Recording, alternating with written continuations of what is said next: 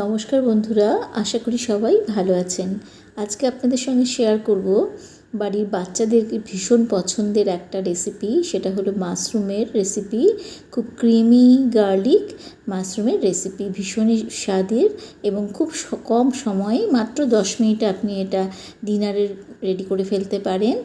সেরকমই একটা রেসিপি আপনাদের সঙ্গে শেয়ার করছি এবং খেতে তো একদম রেস্টুরেন্ট স্টাইলের হয়। ভীষণ ক্রিমি, ভীষণ জুসি একটা মাশরুমের রেসিপি এটা। দেখুন, আমি এটা বাজার থেকে আনা, আজকাল সমস্ত জায়গাতেই পাওয়া যায় এই রকম মাশরুমগুলো।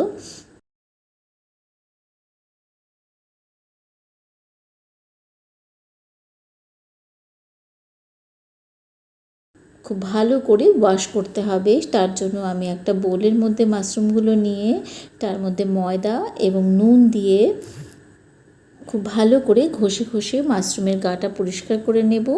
নিয়ে তারপরে এর মধ্যে গরম জল দিয়ে ওয়াশ করে নেব। গরম জল যে দেবো আমি, সেটাও কিন্তু আমি মানে প্রায় 2-3 বার জলটাকে পাল্টে পাল্টে মাশরুমটা ধুয়ে নিয়েছি। আমার কেন জানি মনে হয় মাশরুম একটু ভালো করে ধোয়াটা মানে ভালো আর কি। এভাবে ময়দা এবং নুন দিয়ে গরম জল দিয়ে যদি মাশরুমটা পরিষ্কার করা হয়, মাশরুম কিন্তু একদমই পরিষ্কার, একদম ঝকঝকে হয়ে যায়।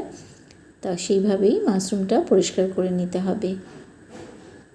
আর এরপরে আমি কেটে নিচ্ছি বেশ 5-6টা মোটা মোটা রসুন, যেগুলো প্রায় 1-2টো রসুনের সমান। এরকম রসুন খুব ভালো করে মিহি করে কুচিয়ে কেটে নিতে হবে।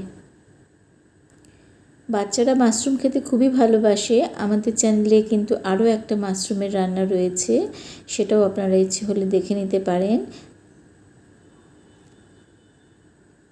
আর যদি রান্নাটা পছন্দ হয়ে থাকে বন্ধুরা, আপনাদের কাছ থেকে একটা সাবস্ক্রিপশন আশা করছি, লাইক, শেয়ার ও কমেন্টসও আপনাদের কাছ থেকে আশা করছি। দেখুন, এইভাবে মিহি করে রসুনগুলোকে কুচিয়ে নিতে হবে। রসুন কিন্তু এখানে বাটা পেস্ট ব্যবহার হয় না, এইভাবে কুচিয়েই ব্যবহার করবেন, তাতেই কিন্তু স্বাদটা বেশি হয়। এত কম ইনগ্রেডিয়েন্টস লাগে এটাতে বন্ধুরা, যে মানে খুবই তাড়াতাড়ি নিমেষের মধ্যে একটা খুবই সুন্দর একদম রেস্টুরেন্ট স্টাইলের মাশরুম তৈরি হয়ে যায়। এবার আমি মাশরুমগুলোকে পরিষ্কার করে নিয়ে জলটাকে ঝরিয়ে নিয়ে কেটে নিচ্ছি। কারণ কি, বেশ সাইজগুলো বড় বড় ছিল। আপনার ইচ্ছে হলে হাফ করেও করতে পারেন। আমি আর একটু যেটা বেশি বড় সেটা একটু কেটে নিয়েছি। এবার সামান্য পরিমাণে হোয়াইট অয়েল নিয়ে তাতে এক টুকরো মাখন দিয়ে দিতে হবে। মাখনের পরিমাণ ইচ্ছে হলে কিন্তু আরও বেশি দিতে পারেন। এরপর কুচিয়ে রাখা যতটা আমি রসুন নিয়েছিলাম তার অর্ধেকটা রসুন মাখনের মধ্যে দিয়ে একটু ভেজে নিতে হবে। মিনিট খানেক ভেজে নেওয়ার পরে কেটে রাখা মাশরুমগুলো এই কড়ার মধ্যে এবার দিয়ে দেব।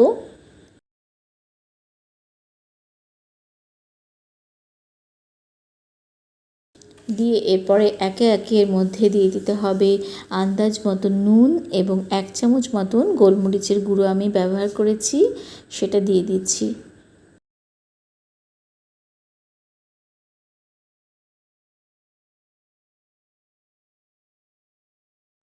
দিয়ে খুব ভালো করে, এখন কিন্তু আমি রান্নাটা হাই ফ্লেমে করছি, দিয়ে খুব ভালো করে নাড়াচাড়া করে দিতে হবে।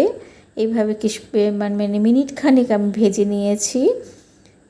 মাশরুম রান্না করতে খুবই কম সময় লাগে, তার জন্য টাইমটা আপনি খেয়াল করলেই বুঝতে পারবেন যে খুব সহজে রান্নাটা হয়ে যাচ্ছে। এরপর দিয়ে দিচ্ছি আন্দাজ মতন গরম জল, মানে 1 কাপ মতন গরম জল আমি এখানে ব্যবহার করেছি। তারপরে দিয়ে দিচ্ছি 2 চামচ মিল্ক পাউডার। ঠান্ডা জলেই আমি 1 কাপ জলের মধ্যে গুলে রেখেছিলাম, সেটা এখানে দিয়ে দিচ্ছি। এটা এতটাই সুন্দর খেতে হবে বন্ধুরা এই মিল্ক পাউডারটা দেওয়ার জন্য। আপনি ইচ্ছে হলে মানে লিকুইড দুধও ব্যবহার করতে পারেন, কিন্তু আমি এখানে আমার মনে হয় পাউডার দুধ গুলে দিলে বেশি স্বাদ হয় এই গ্রেভিটার। এরপরে অরিগানো ব্যবহার করছি, আমি প্যাকেটের অরিগানো এখানে ব্যবহার করেছি। দেখুন, এগুলো সমস্ত আন্দাজ করে দেবেন বন্ধুরা, আপনাদের গ্রেভিটা কীরকম টেস্ট হবে তার উপরে নির্ভর করছে। এরপরে দিয়ে দিলাম চিলি ফ্লেক্স। চিলি ফ্লেক্সটা যারা ঝাল খেতে পছন্দ করেন তারা কিন্তু আরও বেশ কিছুটা চিলি ফ্লেক্স ব্যবহার করতে পারেন। এরপর ঢাকা দিয়ে এটাকে বেশ কিছুক্ষণ মিনিট 2-3 আমি রান্না হতে দেব। 1 কাপ জলের মধ্যে 1 চামচ ময়দা গুলে নিয়ে গ্রেভিটার মধ্যে দিয়ে খুব ভালো করে মিশিয়ে দিতে হবে। এরপর যতক্ষণ এটা রান্না হবে, এখানে আরও মিনিট খানেক, এটা মিনিট 5 আমি রান্না করব। ততক্ষণে আন্দাজ করে দিয়ে দিলাম নুন এবং সামান্য চিনি। এই চিনিটা না দিলে কিন্তু স্বাদটা অতটা ভালো লাগে না বন্ধুরা, এটা অবশ্যই ব্যবহার করবে। দিয়ে খুব ভালো করে মিশিয়ে দিয়ে এটা ঢাকা দিয়ে কিছুক্ষণ রান্না হতে দেব।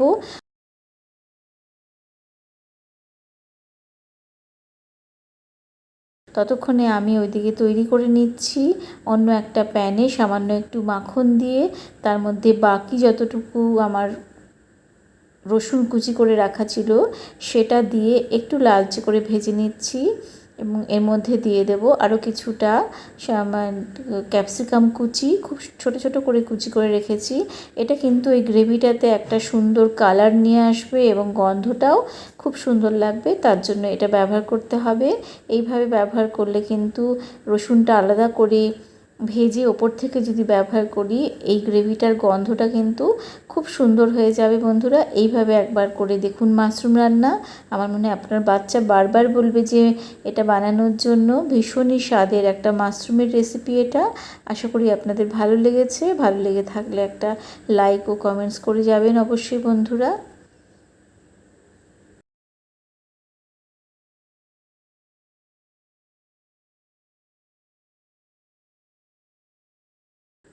দেখুন এরপর সার্ভ করে দেখাচ্ছি যে ভীষণই সুন্দর দেখতে একটা দারুণ স্বাদের মাশরুমের রেসিপি।